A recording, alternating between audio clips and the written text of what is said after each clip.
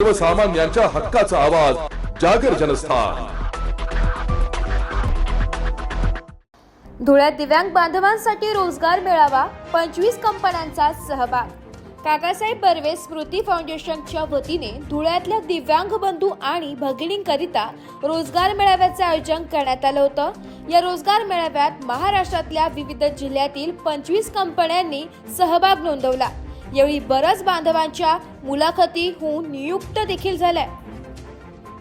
यावेळी आमदारांनी या कार्यक्रमावेळी कौशल्य विकास रोजगाराच्या माध्यमातून दिव्यांग बांधवांना आहे तिथे ट्रेनिंग सेंटर सुरू करू, या ट्रेनिंग सेंटरच्या माध्यमातून अपंग व दिव्यांग बांधवांना प्रशिक्षण देण्याचे काम करणार असल्याचा शब्द आमदार अनुप अग्रवाल यांनी दिलाय। या प्रसंगी आमदार अनुप अग्रवाल, जिल्हा परिषदेचे मुख्य कार्यकारी अधिकारी विशाल नरवाडे यांच्यासह मान्यवर मोठ्या संख्येने उपस्थित होते। जागर जनस्थानसाठी प्रतिनिधी रूपक बिरारी, धुळे। या प्रांगणात या कार्यक्रमाच्या निमित्ताने दिव्यांग रोजगार मेळावा व्यासपीठावर उपस्थित असलेले जिल्हा परिषदेचे आणि समोर बसलेले माझे सर्व बहिणींनो आणि भावांनो,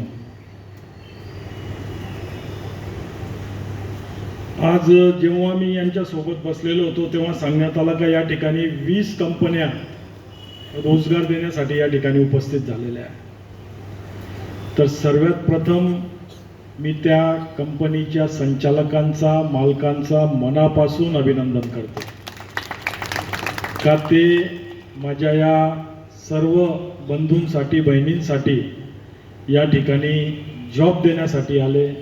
म्हणून खरोखर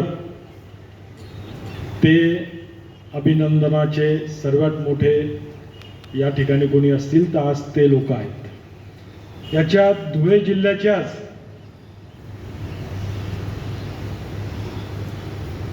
13 कंपन्या आलेल्या आहेत।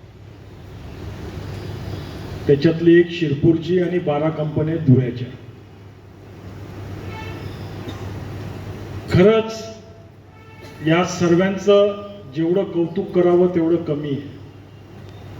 कोणीही जॉब देण्यासाठी असं पुढाकार घेत नाही, परंतु यांनी सर्वांनी समाजाची बांधिलकी म्हणून आज या ठिकाणी आपल्या सर्वांचा विचार करून उपस्थित राहिले। म्हणून जोरदार एकदा यांचा टाळ्याने सर्वांनी आपण सत्कार करायचा। ॲमेझॉन सारखी कंपनी, ज्यांचं पडग्यात मोठं गोडाऊन आहे, ते सुद्धा आज या ठिकाणी आपल्याला काम देण्यासाठी, नोकरी देण्यासाठी उपस्थित झाले। त्यांचंही अभिनंदन। चाळीसगावची कंपनी असेल, नाशिकची कंपनी आहे, तर असं सर्वांचं मनापासून अभिनंदन करतो। मित्रांनो,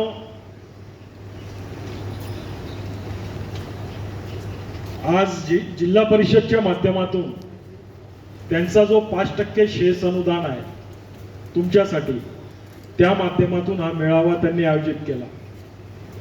खरंच एक चांगला उपक्रम सीओ साहेबांच्या माध्यमातून, मुख्य कार्यकारी अधिकारी साहेबांच्या माध्यमातून घेण्यात आला। साहेब,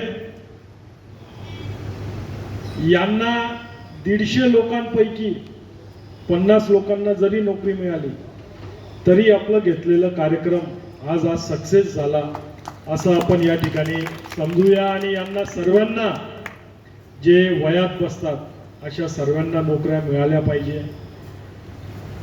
कौशल्य विकासच्या अंतर्गत आताच साहेबांची चर्चा चालू होती,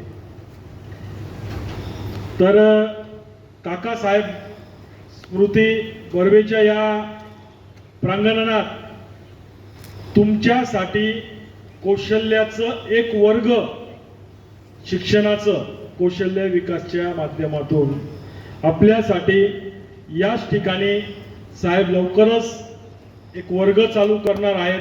त्याच्यात तुम्हाला शिक्षण दिलं जाईल आणि त्या माध्यमातून तुम्हाला ताबडतोब जॉब सुद्धा मिळणार आहे।